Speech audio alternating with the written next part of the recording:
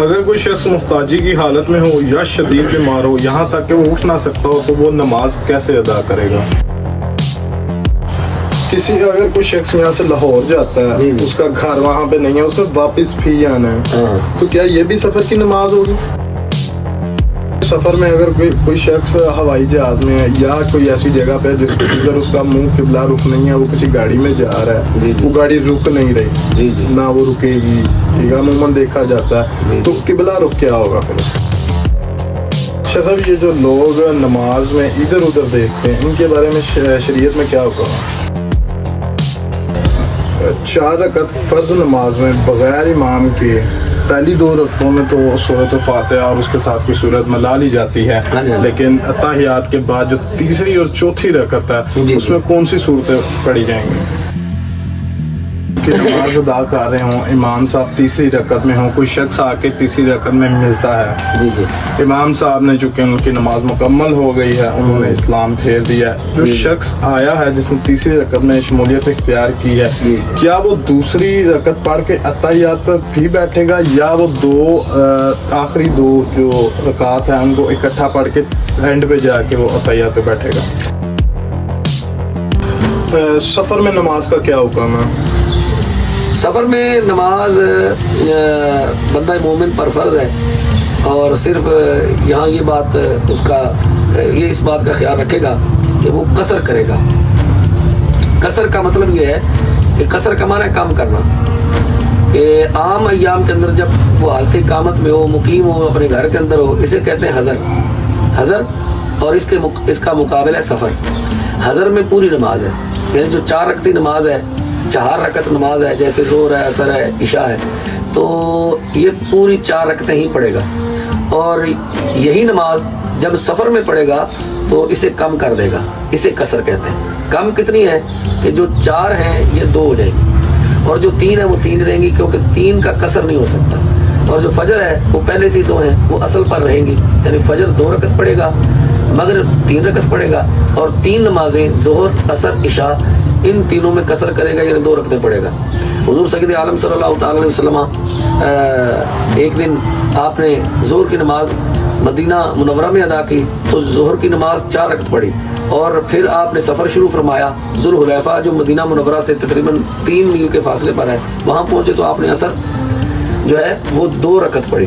اس سے بالکل واضح ہو گیا کہ سفر میں نماز جو ہے وہ کم ہو جاتی ہے، 4 رکعتی نماز جو ہے وہ 2 رکعت ہو جائے گی۔ سنت کا اختیار ہے، پڑھ لے تو ٹھیک ہے، نہ پڑھے تو کوئی مذائقہ نہیں۔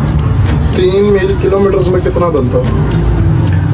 3 میل جو ہے، یہ میل ظاہر ہے کلومیٹر سے زیادہ ہوتا ہے، لیکن جو شرعی سفر ہے، اگر آپ کے پوچھنے کی یہ مراد ہے کہ شرعی سفر کیا ہے، تو شرعی سفر کا ہمارے ائمہ فقہا یہ کہتے ہیں کہ 57.5 میل ہو اور 92 کلومیٹر ہے۔ 92 کلومیٹر ہو تو یہ شرعی سفر ہے۔ 92 کلومیٹر سے کم اگر کسی نے سفر کیا تو اسے شرعی طور پر مسافر تصور نہیں کیا جائے گا۔ مثلا کوئی بندہ شیخوپورہ سے لاہور جاتا ہے تو یہ شرعی سفر نہیں بنتا۔ شیخوپورہ سے فیصل آباد جاتا ہے تو یہ 100 کلومیٹر ہے، یہ شرعی سفر بنتا ہے۔ اب جیسے ہی اپنی کالونی سے، اپنے محلے سے یہ رخصت ہوگا اور مین کراس کر جائے گا، یعنی سٹاپ کراس کر لے گا، یہ حد ہے۔ کسی بھی علاقے کی حد، اس کا بس سٹینڈ، اسٹیشن، یہ تصور کیا جاتا ہے۔ تو یہ مین گیٹ ہماری حد ہے، ہم جیسے ہی اسے کراس کریں گے، فیصل آباد روڈ پر پڑ جائیں گے تو ہمارا سفر شروع ہو جائے گا۔ چاہے ہم اگلے بائی پاس پر جا کر 2 رکعت نماز پڑھیں تو ہماری نماز 2 رکعت تصور کی جائے گی، اسے شریعت مان لے گی۔ اگر کوئی شخص یہاں سے لاہور جاتا ہے، اس کا گھر وہاں پہ نہیں ہے، اسے واپس بھی آنا ہے، تو کیا یہ بھی سفر کی نماز ہوگی؟ نہیں، میں نے پہلے عرض کیا ہے کہ شیخوپورہ سے لاہور کا سفر شرعی بنتا ہی نہیں۔ ایک سائیڈ کا، میں دونوں سائیڈ کی بات کر رہا ہوں، اگر اس نے فوری واپس بھی آنا ہو، شرعی سفر بنتا ہی نہیں۔ ایک سائیڈ ہی میں نے شمار کی ہے۔ اچھا، ایک سائیڈ 92 کلومیٹر ہونی چاہیے۔ ایک سائیڈ 92 کلومیٹر ہونی چاہیے، 57.5 میل یا 92 کلومیٹر، بعض نے 98 بھی احتیاطاً کہا ہے۔ تو یہ ایک سائیڈ ہے، یہ نہیں کہ اسے ریٹرن مانا جائے کہ ایک جانے کا اور پھر آنے کا، یہ تصور نہیں کیا جائے گا۔ اس طرح تو پھر بہت سارے معاملات میں جو ہے وہ گڑبڑ ہو جائے گی۔ شرعی سفر ایک سائیڈ ہی گنی جائے گی، واپسی نہیں گنی جائے گی، یعنی ڈبل نہیں اسے گنا جائے گا۔ اب کوئی آدمی 100 किलोमीटर 92 किलोमीटर या 57.5 मील जैसा कि ताबीरात है, तो अगर ये तय कर लेता है तो वहाँ उसका रहने का प्रोग्राम नहीं, शाम को वापस आने का प्रोग्राम है, वहाँ भी वो कसर अदा करेगा। और वापसी घर तक पहुंचने से पहले पहले हुदूद जो घर की, जिसे फिनाए शहर कहते हैं, फिनाए शहर में दाखिल होने से पहले पहले वो कसर ही पड़ेगा। जैसे ही घर की हुदूद में शामिल हो जाएगा, दाखिल हो जाएगा और वक्त के अंदर, तो फिर वो वक्ती नमाज जो है वो पूरी पड़ेगा सफ़र। इसी तरह ये भी याद रखें कि जो सफ़र की नमाज है, जो सफ़र में रह गई, कज़ा हो गई, उसे जब अपने घर में आकर पड़ेगा तो वो सफरी नमाज ही पड़ेगा, सफरी नमाज ही पड़ेगा। ये भी बता दें कि सफ़र में अगर कोई शख्स हवाई जहाज़ में है या कोई ऐसी जगह पे जिधर उसका मुंह किबला रुख नहीं है, वो किसी गाड़ी में जा रहा है, वो गाड़ी रुक नहीं रही, ना वो रुकेगी, ठीक है, अमूमन देखा जाता है, तो किबला रुख क्या होगा फिर उसका? देखिए, ये जो मसला है ये उज़र का मसला है। उज़र में मसाइल बदल जाते हैं। जैसे कुरान पाक में ये वाज़ेह तौर पर मौजूद है कि हुर्रिमत अलैकुम मैततु वद्दमु वलहमुल खिंज़ीर, कि खिंज़ीर का गोश्त हराम कर दिया गया है। लेकिन कुरान ने ये भी साथ कहा फ़मन इज़्तुर्रा गैर बाग़िन वला आदिन, जो हद से बढ़ने वाला ना हो, यानी खुदकशी करने वाला ना हो, अपने आप को मारने वाला ना हो। अब वो अपनी जान बचाने की खातिर वो कम अज़ कम उसकी जान बच जाए, तो शरा ने, दीन ने उसे इतनी इजाज़त दी है कि वो इतना खा ले जिससे उसकी जान बच जाए, तो ये उज़र है। वैसे आम हालात में खिंज़ीर का गोश्त, हम खिंज़ीर का नाम भी लेना पसंद नहीं करते, तो गोश्त खाना तो बहुत दूर की बात है। तो इसी तरह उज़र में हालात और मसाइल है बदल जाते हैं, तो उज़र की हालत में ये चीज़ जायज़ है। जी जी, क्या कहना चाह रहे हैं कि अगर कोई हवाई जहाज़ में है, जी हवाई जहाज़ में या गाड़ी में, और गाड़ी के रुकने का कोई तसव्वुर नहीं है, तो ऐसी सूरत में नमाज गाड़ी के अंदर हो जाएगी और किबला रुख होना ज़रूरी नहीं है। बल्कि यहाँ ये बात याद रहे कि कुरान पाक में इसकी ताबीर बड़ी वाज़ेह है। कुरान ने कहा फ़अइनमा तुवल्लू फ़सम्मा वजहुल्लाह, तुम जिधर भी मुँह करोगे उधर अल्लाह ही है। और ये जो हम किबला रुख नमाज पढ़ते हैं, तो किबला तो ये समत है, हमें हुक्म है कि हम इधर मुँह करें, वरना सजदा तो हम रब को करते हैं, काबतुल्लाह को तो नहीं करते। ये तो एक समत है, हुक्मन हम अल्लाह का हुक्म पाकर, रसूलुल्लाह का हुक्म पाकर, रसूलुल्लाह ने इधर मुँह करके नमाज पढ़ी है तो हम पढ़ते हैं, वरना सजदा तो अल्लाह को है, काबतुल्लाह को नहीं है, ये समत है। तो इसी तरह सफ़र में अगर कोई इस तरह का मसला हो जाएगा कि जहाँ किबला मुश्तबे हो गया, वैसे भी अगर गाड़ी के अलावा भी अगर बंदा जंगल में नमाज पढ़ रहा है या किसी ऐसी जगह नमाज पढ़ रहा है जिसका उसे किबले का एहसास नहीं हो रहा कि किबला किस तरफ है, समत का पता नहीं चल रहा, तो फिर फुक़हा ये कहते हैं कि वो नमाज की नियत कर ले, जिधर भी उसको मुँह आए, गौर कर ले, पहले गौर कर ले, गौर व फिक्र करे, गौर व फिक्र के बाद जहाँ उसका दिल बैठ जाए, जम जाए कि इधर किबला है, उधर मुँह करके नमाज पढ़ ले। हत्ता कि हालत नमाज में अगर उसका गौर बदल गया तो फिर जाए, फिर बदल गया फिर बदल जाए, अगर हत्ता कि उसने 4 समत में नमाज पढ़ ली, उसकी नमाज हो जाए। शाह साहब, ये जो लोग नमाज में इधर उधर देखते हैं, इनके बारे में शरीयत में क्या हुक्म है? जी, नमाज में इधर उधर देखने से नमाज नहीं होती। अब इधर उधर देखने के हवाले से आपकी ताबीर क्या है, मैं इसको समझ नहीं सकता कि ये आपकी ताबीर क्या है। मैं जो समझाऊँ आपके सवाल से वो शायद ये हो सकता है कि इधर उधर देखने से कि आंखें अपनी जगह रहें और किनारों से देखा जाए। इधर देखने से एक मुराद ये है कि बंदा नमाज हालते क़याम में इस तरह सजदागाह पर ही नजर हो, लेकिन कभी कभार आंखों के किनारों से, जिसे हम कंघी कहते हैं, इस तरह करके, यूं करके दोनों तरफ आंखें घुमाकर इस तरह देखना, तो इससे नमाज हो जाएगी, लेकिन खुशू खुजू पर फर्क आएगा। नमाज की नूरानियत, नमाज की चाशनी, लज्जत उसे नसीब नहीं होगी, तो उसकी तवज्जो कामिल नहीं होगी। नमाज तो नाम है यकसुई का, तो जब उसकी यकसुई ना रहेगी उसे नमाज पढ़ने का फ़ायदा क्या है। और दूसरा, इधर उधर देखने से शायद आपकी मुराद ये भी हो सकती है, जो मैं जो समझ रहा हूँ कि ये भी हो सकती है कि आपका चेहरा जो है वो पलट जाए, ये भी देखना है। क्योंकि बाज़ दफ़ा हम कहते हैं उधर इधर देख या उधर देख, तो जब तक हम चेहरा इधर, मैं आपकी तरफ देख रहा हूँ तो ये इधर है, अब मैं उधर देख रहा हूँ तो मेरा चेहरा इधर हो गया। इधर उधर देखने से चेहरे का घुमाना भी मुराद हो सकता है। अगर ये मुराद है तो इससे नमाज नहीं होगी, नमाज नहीं, हाँ, इससे नमाज नहीं होगी। हाँ, جو نظر کی گردش ہے، دائیں بائیں ہو جانا نظر کا، اس کو بھی مکروہ قرار دیا گیا. حضور نے اسے پسند نہیں کیا. نبی صلی اللہ علیہ وسلم کی ایک حدیث پاک میں یہ بات بالکل واضح طور پر ہمیں ملتی ہے. کریم آقا علیہ الصلوۃ والسلام نے ارشاد فرمایا، ام المومنین سیدہ عائشہ صدیقہ رضی اللہ تعالیٰ عنہا سے یہ روایت ہے، وہ فرماتی ہے کہ میں نے نبی صلی اللہ علیہ وسلم سے پوچھا یہ نماز میں التفات کے حوالے سے، ادھر ادھر دیکھنے کے حوالے سے، تو حضور نے فرمایا ہوا اختلاس یختلس الشیطان من صلاۃ العبد، کہ بندہ جو ہے جب نماز پڑھ رہا ہوتا ہے، نماز کی حالت میں ہوتا ہے، تو شیطان بندے کی نماز اچکتا ہے. یہ اچکنا ہے، اور شیطان بندے کی نماز اچک لیتا ہے. یعنی شیطان بندے کی نماز میں خلل ڈالتا ہے، وسوسہ ڈالتا ہے، دائیں بائیں دیکھتا ہے. تو گویا یہ اس کو نسبت دی گئی، منسوب کیا گیا شیطان کی طرف. گویا یہ شیطانی عمل ہے، اس سے بچنا چاہیے. ایک دوسری حدیث پاک میں حضرت ابو ذر غفاری رضی اللہ تعالیٰ سے حدیث مروی ہے، اس میں یہ لفظ ہیں، حضور نے ارشاد فرمایا لا یزال اللہ عز وجل مقبلا علی العبد وهو فی صلاتہ ما لم یلتفت فاذا التفت انصرف عنہ.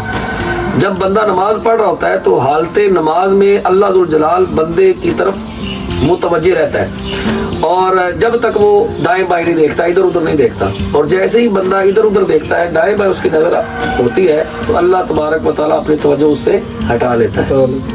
اس حدیث پاک سے بھی یہ بات بالکل واضح ہو گئی کہ نماز میں دائیں بائیں نہیں دیکھنا چاہیے. اور دائیں بائیں دیکھنے کی دونوں تعبیریں میں نے واضح کی ہیں کہ ایک ہے چہرے کا جو ہے وہ اپنے مقام سے ہٹنا، اس سے نماز نہیں ہوگی.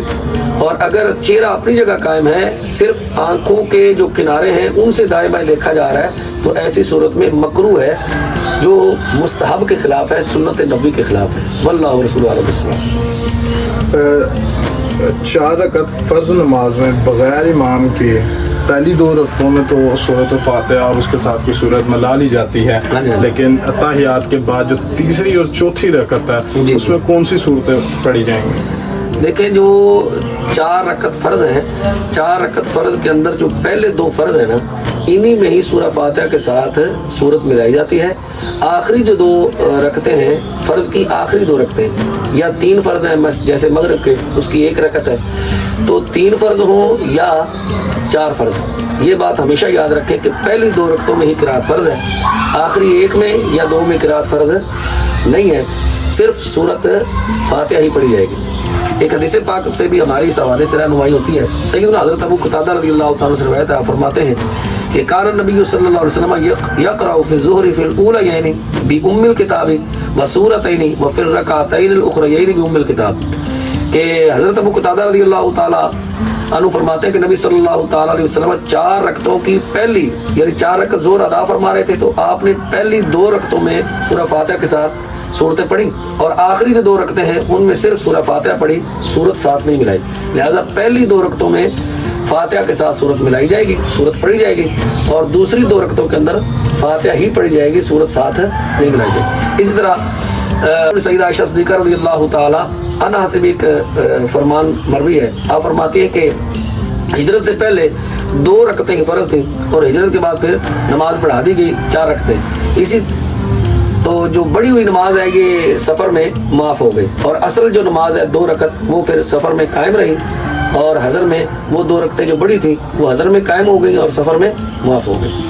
واللہ رسول علیہ وسلم. کہ نماز ادا کر رہے ہوں، امام صاحب تیسری رکعت میں ہوں، کوئی شخص آ کے تیسری رکعت میں ملتا ہے، جی جی امام صاحب نے چونکہ ان کی نماز مکمل ہو گئی ہے، انہوں نے اسلام پھیر دیا ہے، جو شخص آیا ہے جس نے تیسری رکعت میں شمولیت اختیار کی ہے، کیا وہ دوسری رکعت پڑھ کے اتحیات پر بھی بیٹھے گا، یا وہ 2 آخری 2 جو رکعت ہیں ان کو اکٹھا پڑھ کے اینڈ پہ جا کے وہ اتحیات پہ بیٹھے گا؟ جب امام کے ساتھ اس نے تیسری رکعت ادا کر لی، وہ تیسری رکعت میں کہیں بھی مل گیا، رکوع سے پہلے یا رکوع میں کہیں بھی اس کو امام کے ساتھ ملنے کا اتفاق ہوا، تیسری رکعت اس کی ہو گئی، اب 2 رکعتیں رہ گئی. تو اب امام کے سلام پھیرنے کے بعد جب پہلی رکعت پڑھے گا، وہ نسبت امام سے، امام کی نسبت کا لحاظ کرتے ہوئے دوسری ہے، جو کہ اس نے امام کی اقتداء کی ہے. تو ابتدا میں جب آ گیا ہے تو اب امام کی نسبت کا لحاظ کرتے ہوئے دوسری رکعت اس کی بن گئی، لہٰذا اس میں اتحیات پڑے گا. اور جو تیسری رکعت ہے وہ اس کی آخری ہے، تو اس میں بھی اتحیات ہے، لہٰذا دوسری رکعت میں اتحیات یعنی تشہد کرے گا، بیٹھے گا امام کا لحاظ کرتے ہوئے، اور پھر آخری رکعت اس میں بھی اتحیات کیونکہ وہ آخری ہے. मुक़द्दा है, अखीरा है। जी ठीक, अजान होने लगी। नमाज फजर की जमात अगर खड़ी हो जाए, इमाम जमात खड़ी करते हैं, तो पीछे से आने वाले लोग पहले 2 सुन्नतें पढ़ेंगे या फर्ज नमाज अदा करेंगे? देखिए, अगर फजर की सुन्नत की तकमील के बाद जमात में मिलने की कभी उम्मीद मौजूद है तो ऐसी सूरत के अंदर सुन्नत फजर अदा कर लेनी चाहिए और फिर जमात में शमूलियत इख्तियार करनी चाहिए। इसलिए कि नबी सल्लल्लाहु ताला अलैहि वसल्लम की आदत तय्यबा थी कि आप जितनी हिफाजत और पाबंदी फजर की सुन्नतों पर फरमाते थे, इतनी किसी भी नफर पर आपने मुहाफ़ज़त, हिफाजत और पाबंदी नहीं की। उम्मुल मोमिनीन सय्यदा आयशा सिद्दीक़ा रज़ियल्लाहु ताला अन्हा से एक हदीस पाक मरवी है। आप फरमाती हैं, लम यकुनिन नबी सल्लल्लाहु अलैहि वसल्लम अला शैइन मिनन नवाफिल अशद्द तआहुदन मिनहु अला रकातैल फज्र। ये हदीस बुखारी मुस्लिम की है। फरमाती है कि नबी सल्लल्लाहु ताला अलैहि वसल्लम फजर की सुन्नतों की इतनी पाबंदी फरमाते थे कि जितनी दीगर नवाफिल पर आपने कभी पाबंदी नहीं की। एक और हदीस पाक में ये लफ्ज़ सही मुस्लिम के हैं। नबी सल्लल्लाहु अलैहि वसल्लम इरशाद फरमाते हैं, रकातल फज्र खैरुम मिन दुनिया व मा फीहा। फजर की 2 रकतें दुनिया व मा फीहा से बेहतर है। इन अहादीस तय्यबा की रोशनी में हमारे उलमा फुक़हा ये कहते हैं कि फजर की सुन्नत की पाबंदी करनी चाहिए, हत्ता कि हुज़ूर सल्लल्लाहु अलैहि वसल्लम से जब नमाज फजर रह गई तो आपने उसकी कज़ा इस तरह की कि सिर्फ फ़र्ज़ कज़ा नहीं किए, सुन्नत भी साथ की। इमाम मोहम्मद ने इस रिवायत को जिक्र किया है कि रहमत आलम सल्लल्लाहु अलैहि वसल्लम ने फजर के साथ एक बार सुन्नत की कज़ा भी की है। हालांकि शरई मसला फ़िक़ही किताबों में यही है कि फ़र्ज़ के साथ सुन्नतों की कज़ा नहीं है, लेकिन फजर के फ़र्ज़ों के साथ हुज़ूर सल्लल्लाहु अलैहि वसल्लम ने सुन्नत की कज़ा भी की। इससे ये बात वाज़ेह होती है कि फजर की सुन्नत की अहमियत बहुत ज़्यादा है। इस अहमियत के पेश नज़र हमारे इमाम ये कहते हैं कि अगर किसी को जमात में मिलने की कभी उम्मीद हो तो फिर सुन्नत फजर पढ़कर जमात में शामिल हो जाए, और अगर जमात में मिलने की कभी उम्मीद ना हो फिर सुन्नत छोड़ दी जाए और जमात में शमूलियत इख्तियार कर ली जाए। वल्लाहु रसूलुहु अ'लम। सुन्नत छोड़ के जमात में शमूलियत इख्तियार कर ली जाए तो क्या बाद में सुन्नत अदा हो सकती है फजर की? नहीं, सुन्नत अगर अदा करेगा तो इशराक वक्त में अदा कर लेगा तो उसके रूटीन कायम रहेगी, आदत कायम रहेगी और उसे एहसास भी रहेगा कि मैंने कभी सुन्नत नहीं छोड़ी। तो जो सुन्नत नहीं छोड़ता और सुन्नत छोड़ने की उसकी आदत नहीं बन रही तो उसे फ़र्ज छोड़ने की कभी भी जो है वो ये आदत नहीं बन सकेगी। इसलिए वो सुन्नत की इतनी पाबंदी कर रहा है तो अल्हम्दुलिल्लाह उसे फ़र्ज छोड़ने में भी इसकी कभी आदत जो है ना वो नहीं बनेगी। अल्लाह उस पर रहम फरमाएगा, मेहरबानी करेगा।